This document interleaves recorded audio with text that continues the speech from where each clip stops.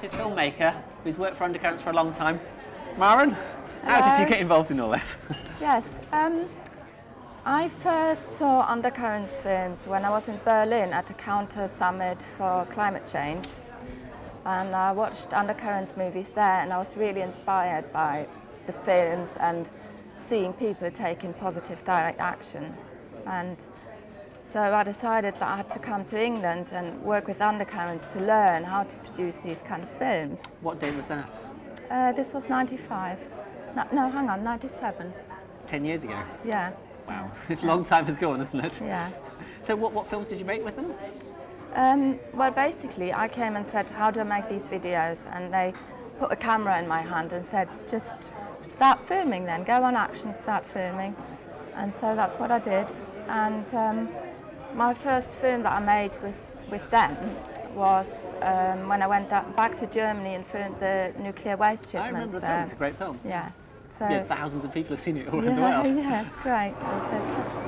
Police look like soldiers. They're like wearing massive helmets, full body armour, big kind of, baton. There's water cannons which look like tanks and big armoured personnel carriers.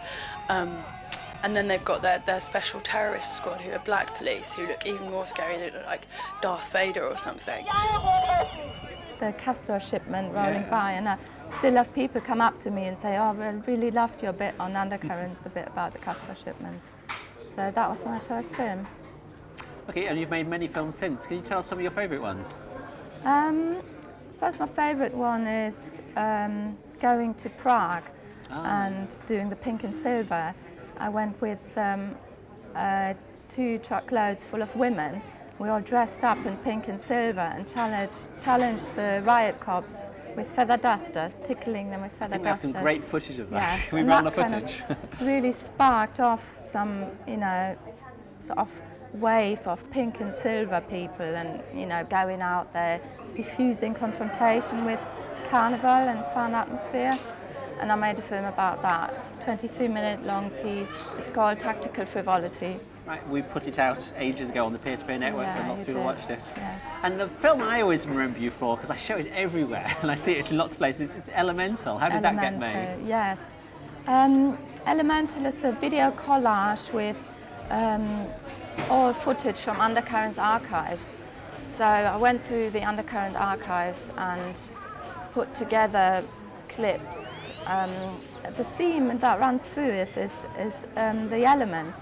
Earth, air, fire and water, and I've themed the shots so that it runs through, and it's the 4 elements, but the 5th element is the element of the people spirit, basically. The power of the people runs through it. It's really inspiring, uplifting, with some music in the background. And it's actually intended to be shown as a loop, as a backdrop for parties. Yes. Yeah, visuals. Yeah, we tend to show it before screenings, and I've been all around the world organising screenings and doing workshops, and it pops up. People show it at screenings. Yeah, so huge distribution. I remember we put it in a format that could be copied and released it Creative Commons, and people copied it and passed it on, and hundreds of thousands, probably 500,000 people have watched it around the world. That's really nice, isn't it? To think it goes everywhere, and you just don't know where it ends up. You just put it out, and who knows who sees it. And passes on. It's great. So what are you working on now? Well, at the moment, I'm living at Land Matters Permaculture Project in South Devon, and I've been filming since the beginnings of this. I've just been viewing through 80 tapes of footage, and there's a really nice story unfolding there. We've had a major victory. We won our planning appeal, so we've got 3 years temporary permission to stay there now. And the film is about the whole story, how we set up and how we got planning permission now. Yeah, bring on the traditional skills. That's it. It's about this kind of learning from the past without disregarding the present, I wouldn't want to live without the internet.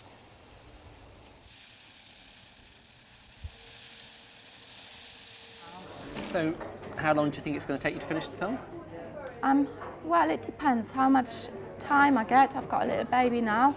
It also depends on how much power we've got, because obviously I'm living in a bender there, we're running on solar and wind power, and so it's a solar edited film. That's fantastic. Yeah, hopefully, if we get enough power. So what I could do with is some help, really, getting this video out, because I think it tells a really interesting and inspiring story for other people. So how can people help you?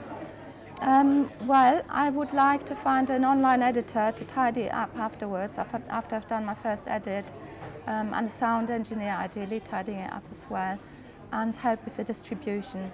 Okay, so if there's any editors or sound engineers out there and want to contact Maren, where would they get in touch with you?